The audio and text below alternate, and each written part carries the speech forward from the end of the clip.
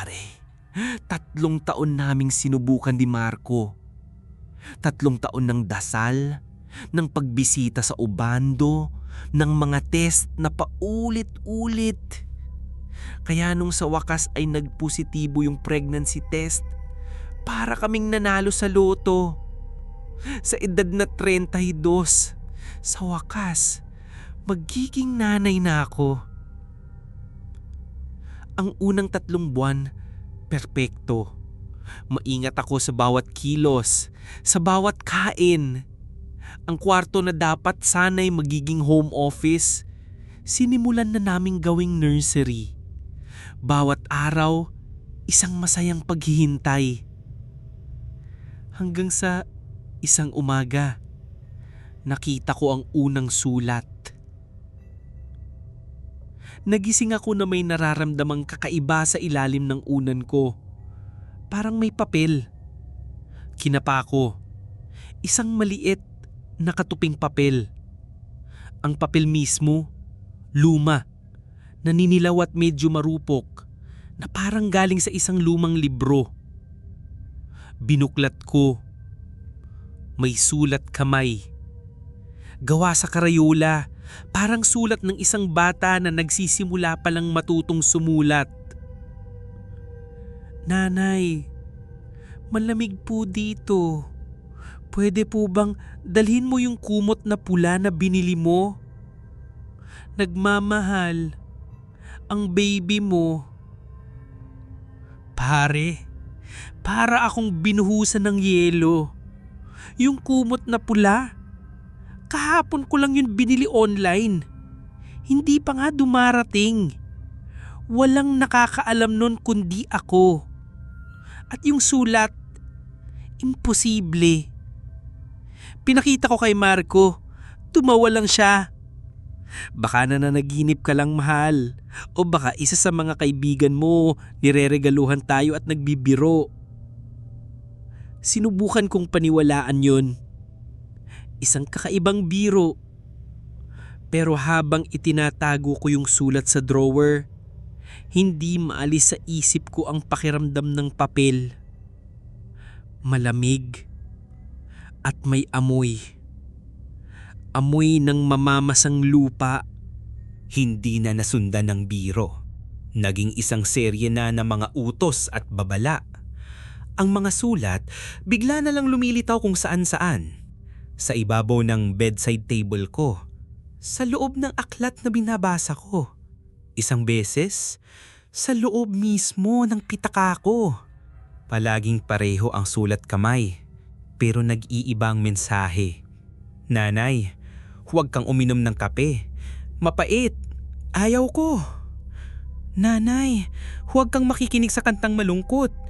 Nalulungkot din ako. Nanay, huwag kang lalapit kay Tita Susan mo. Mabaho ang dasal niya. Si Tita Susan, yung kapatid ni Mama na sobrang relihiyoso. Sa una, sinubukan kong baliwalain. Pero isang umaga, nag-crave ako sa manggang hilaw. Kumain ako. Ilang minuto lang, nakaramdam ako ng isang matinding kirot sa puson ko. Para akong sinisikmura ng todo. Tumakbo ako sa banyo at pagkatapos ng ilang oras, nawala rin. Kinagabihan, may bagong sulat sa ibabaw ng unan ko. Sinabi ko na sa'yo, ayaw ko ng maasim. Nagsimula akong matakot. Sinunod ko ang mga utos niya. Kapag sinabi niyang ayaw niya ng isang pagkain, hindi ko kakainin. Kapag sinabing manatili lang ako sa bahay, hindi ako aalis. Ang pagbubuntis ko, na dapat sana isang masayang karanasan, ay nabibisang maingat na pagsunod sa mga utos ng isang hindi nakikitang diktador. Si Marco, nag-aalala na. Clara, this isn't normal. You're letting these letters control your life. Pero hindi niya naintindihan. Hindi niya nararamdaman yung matalas na kirot kapag sumusuway ako. Hindi niya naririnig yung mahinong iyak sa loob ng isip ko kapag nalulungkot ako. Ako lang, dahil sa akin siya nakatira. Ang amoy, yun ang sumunod. Dati, yung unang sulat lang ang may amoy lupa. Ngayon lahat na sila. At hindi lang yung mga sulat. Minsan, yung buong kwarto namin biglang mag-aamoy na parang isang hardin pagkatapos ng malakas na ulan. Amoy ng basang lupa at nabubulok na dahon. Dahil sa amoy, may mga alaalang bumabalik. Si Lola Ising. Noong bata ako, mahilig siyang magkwento. At ang paborito niyang ikwento ay tungkol sa isang batang lupa. Isang uri raw ng duwende o laman lupa na nagbabantay sa pamilya namin. Bawat henerasyon, sabi niya, may pinipili ang batang lupa para maging kalaro niya. At kapalit ng pag-aalaga, binibigyan niya ang pamilya ng swerte. Naalala ko, may maliit na altar si Lola sa ilalim ng isang puno ng santol sa likod bahay. Araw-araw, nag-iiwan siya doon ng candy at isang platitong kanin. Para hindi siya magtampo, sabi niya. Para hindi siya maghanap ng iba. Tinanong ko si Mama tungkol dito. Ma, naalala mo ba yung mga kwento ni Lola tungkol sa batang lupa? Namutla si Mama. Yung parehong reaksyon niya kapag ayaw niyang pag-usapan ng isang bagay. Naku Clara, mga kwento lang yun ng matatanda. Huwag mo nang isipin yun. Pero sa tono ng boses niya, alam kong hindi lang yun basta kwento. May bigat, may kasaysayan. Yung batang lupa ni Lola, yung batang sumusulat sa akin mula sa sinapupunan ko, iisa lang kaya sila? Ang swerte ng pamilya namin, ito ba yung kapalit? Ang katawan ko? Ang anak ko? Kung sino man o ano man ang nasa loob ko, hindi lang siya basta naguutos. Nakakakita siya, nakakarinig, at alam niya ang lahat. Nagsimula sa mga maliliit na bagay. Nanay, nakita ko yung tinago mong tsokolate sa ilalim ng kama. Totoo, mayroon nga. Pero lumalim ito. Nanay, naaalala ko noong high school ka, umiyak ka sa CR dahil kay Eric. Isang lihim na ako lang ang nakakaalam. Mas lumala pa. Nagsimula na siyang magbunyag ng mga sikreto ng ibang tao. Mga sikretong naririnig niya sa pamamagitan ko. Isang araw, pag uwi ni Marco galing trabaho, may isang sulat na naghihintay sa akin. Nanay, si tatay may kachat na iba. Jenny ang pangalan. Pare, gumuho ang mundo ko. Hinarap ko si Marco. Nung una, tumanggi siya. Pero nang ipakita ko ang pangalan, umamin siya. Isang katrabaho. Flirting lang daw, walang mali siya. Pero yung tiwala, nabasag na. Nagsimula akong magduda sa lahat. Sa bawat ngiti ni Marco, iniisip ko kung nagsisinungaling siya. Ang bahay namin na dating puno ng pagmamahal ay napuno ng tensyon at hinala. At yun ang gusto ng nilalang sa loob ko. Gusto niya akong mag-isa. Gusto niya sa kanya lang ako. Siya ang naging tanging confidential ko. Dahil siya lang ang nakakaalam ng lahat. Siya ang nagsasabi sa akin ng totoo. At ako, sa unti-unti, ay nagsimulang maniwala sa kanya ng higit pa kaysa sa asawa ko. Higit pa kaysa sa sarili ko. Nanay, may regalo ako sa iyo. Yan ang nakasulat sa isang letter na nakita ko sa ibabaw ng tiyan ko isang umaga. Sa tabi ng sulat, may isang patay na butiki. Napasigaw ako. Paano nagkaroon ng patay na butiki sa ibabaw ko? Pero nasundan pa. Kinabukasan, isang patay na gagamba. Pagkatapos, isang tuyong dahon. Parang mga alay ng isang pusa. Pero hindi pusa ang gumagawa nito. At hindi ito galing sa labas. Ramdam po, galing ito sa loob. Ang pinaka nakakatakot na regalo ay dumating isang linggo pagkatapos. Nag-away na naman kami ni Marco. Sinabi ko sa kanya na alam kong may tinatago pa rin siya sa akin. Sabi ng, "Baby," sabi ko. Tinignan niya ako na parang nababaliw na ako. Umalis siya ng bahay para magpalamig. Naiwan akong umiiyak sa sala. Pagkatapos ng ilang oras, may narinig akong mahinang kaluskos sa pinto. Akala ko si Marco na. Pero pagbukas ko, walang tao. Taming isang bagay lang sa doormat. Ang cellphone ng babaeng kachat ni Marco. Si Jenny. Basag ang screen. Paano? Paano nangyari to?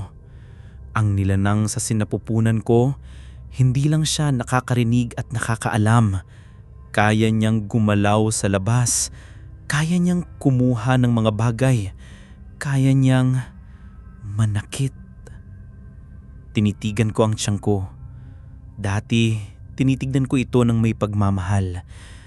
Ngayon, tinitignan ko na ito ng may takot. Hindi lang ako nagdadalang tao. Nagdadala ako ng isang halimaw. Isang selosong mapaghiganting halimaw na kayang gawin ng lahat para proteksyonan kami. Dahil sa takot, nagsimula na akong mag-research. Hindi na lang duwende o batang luta ang hinahanap ko. Dinamit ko ang mga salitang sanggol, espirito, sumpa. At doon, lumabas ang pangalan niya. Tiyanak!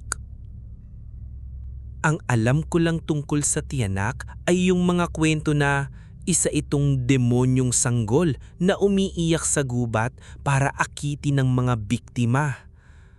Pero habang mas nagbabasa ako, nalaman kong mas komplikado pala yun. Ayon sa ilang mga lumang alamat, ang mga tiyanak ay mga kaluluwa ng mga sanggol na namatay bago mabinyagan. Mga kaluluwang hindi matawid na naghahanap ng ina. Minsan, kapag ang isang pamilya ay nagpakita ng kabaitan sa kanila, nagiging tagapagbantay sila, nagbibigay ng swerte, yung kwento ni Lola. Pero mayroon ding mas madilim na bersyon. Sinasabi na ang ilang mga tiyanak ay hindi mga kaluluwa ng sanggol, kundi mga sinaunang masamang espirito na nag-aanyong sanggol, mga nilalang na pumapasok sa sinapupunan ng isang buntis. Unti-unting pinapalitan ang totoong sanggol at kinakain ang lakas at buhay ng ina. Sila ay mga mapanibughuin at mapag-angkin na nilalang. Kapag ipinanganak na, nagiging isang halimaw ito. Alin sa dalawa ang nasa loob ko? Yung mabait na tagapagbantay o yung masamang parasito? Habang binabasa ko ang isang artikulong tungkol sa mga sintomas, ang mga kakaibang cravings, ang pagkaalam ng mga sekreto at ang pagiging possessive, para akong nananalamin. Lahat ng yun nangyayari sa akin. Isinara ko ang laptop. Hindi na ito isang tanong kung naniniwala ba ako o hindi. Ang tanong na lang ay, paano ako lalaban sa isang kaaway na nasa loob mismo ng sarili kong katawan? Habang papalapit ang kabuanan ko, mas nagiging personal at mas madilim ang mga hiling sa sulat. Isang gabi, ang sulat ay maikli lang. "Nanay, isuot mo yung bestidang itim bukas. Gusto kong makita." Ang bestidang itim? Isa lang ang itim na bestida na mahalaga sa akin. Yung isinuot ko sa libing ni Papa, 5 taon na ang nakakaraan. Nakatago yun sa pinakailalim ng aparador ko. Bakit? Yun lang ang naisip kong itanong sa hangin. Kinabukasan, hindi ko sinunod. Nagsuot ako ng isang masayang bestidang puti. Pero buong araw, ang bigat-bigat ng pakiramdam ko. Yung kirot sa puson ko, nandoon na naman. Mas matindi. At yung iyak sa isip ko, hindi na iyak, isa ng hagulgol. Hindi ko na kinaya. Pag-uli, isinuot ko yung itim na bestida. Sa harap ng salamin, tinignan ko ang sarili ko. Ang buntis na nakaluksa. At sa isang iglap, nawala ang sakit. Nawala ang hagulgol. Ang pumalit, isang pakiramdam ng kaligayahan. Pero hindi aking kaligayahan. Isang malamig na kaligayahan na dumadaloy mula sa sinapupunan ko. Para siyang isang bulaklak na biglang diniligan. Naintindihan ko na. Hindi lang siya nag-uutos. Kumakain siya. At ang pagkain niya ay ang mga emosyon ko. Ang lungkot ko. Ang takot ko. Ang pighati ko. Kaya niya ako hinihiwalay kay Marco. Kaya niya ako pinag-iisip ng mga masasamang bagay. Dahil sa bawat luha ko, mas lumalakas siya. Sa bawat sakit na nararamdaman ko, mas nabubusog siya. Ang pagbubuntis ko ay isang siyam na buong tiging. At ako ang handa. Dala ang lahat ng takot at kaalaman na ito. Pinuntahan ko si Mama. Hindi na ako nagtanong. Nagmakaawa ako. Ma, parang awa mo na. Sabihin mo sa akin ang totoo. Anong nasa loob ko? Sa wakas, bumigay siya. Umiyak siya. Yung iyak ng isang taong matagal nang nagtatago ng isang mabigat na kasalanan. Hindi yan, tiyanak. Sabi niya, mas matanda pa dyan. Isa siyang kasama. Ang kasama ng ating angkan. Ikinuwento niya. Ang lola ng lola ko, baog daw. Sa kagustuhang magkaanak, pumunta raw ito sa isang matandang manggagamot. Doon, gumawa sila ng kasunduan. Ipinagkatiwala niya ang kanyang sinapupunan sa isang sinaunang espiritu ng sanggol kapalit ng pagiging mabunga ng kanilang lahi. Yung espiritu, yun ang batang lupa ni Lola Ising. Yun ang nagbibigay ng swerte. Pero may kapalit. Sa bawat henerasyon, kailangan nitong ipanganak. Kailangan nitong manirahan sa sinapupunan ng isang babae sa ating pamilya. Hindi ito pinapalitan ng totoong sanggol. Sumasama ito. Nakikihati sa buhay. Ang mga nakunan sa pamilya nating Clara, hindi yun aksidente.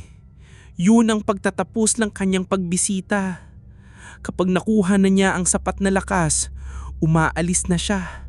At kadalasan, kasama niyang nawawala ang totoong sanggol. Paano si Lola Ising? Paano ka? Bakit hindi nangyari sa inyo? Dahil alam namin kung paano sila pakainin. Ang mga alay, ang mga dasal. Pinapanatili namin siyang busog at masaya para hindi niya kainin ng buo ang bata. Pero ikaw, lumaki ka sa syudad. Hindi ka naniniwala. Kaya ngayon, gutom na gutom siya.